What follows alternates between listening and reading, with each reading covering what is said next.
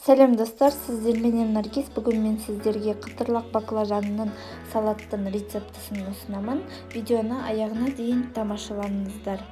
Қажетті құрамдар: баклажан 1 дана, ұсақтап турап алыңыздар. Қызанақ 2 дана, сыр моцарелла 20 штук пакеттегі, кинза, жүгері крахмалы 1 ас қасық, зәйтүн май, бальзамдық крем және де өсімдік майы көп мөлшерде керек болады. Ең алдыменен ыдысымызға баклажанымызды саламыз да, жүгері крахмалын үстінен себеміз және де араластырып аламыз.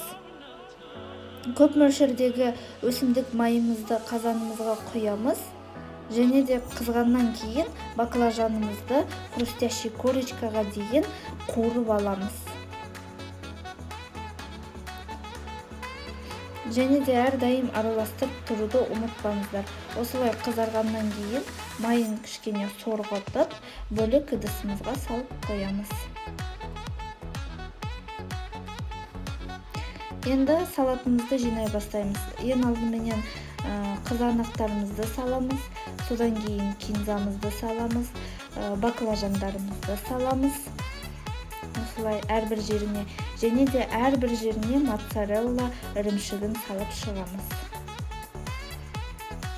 Содан кейін дәміне қарай тұз қосамыз. Және де 1 ас қасықтай оливковое масло, яғни зәйтүн майын қосамыз. Және де әсемдік үшін бальзамический кремді қолданамыз. Біздің салатымыз дайын болды. Астарыңыз дәмді болсын. Лайк, коммент қалдыруды ұмытпаңыздар. Сау болыңыздар.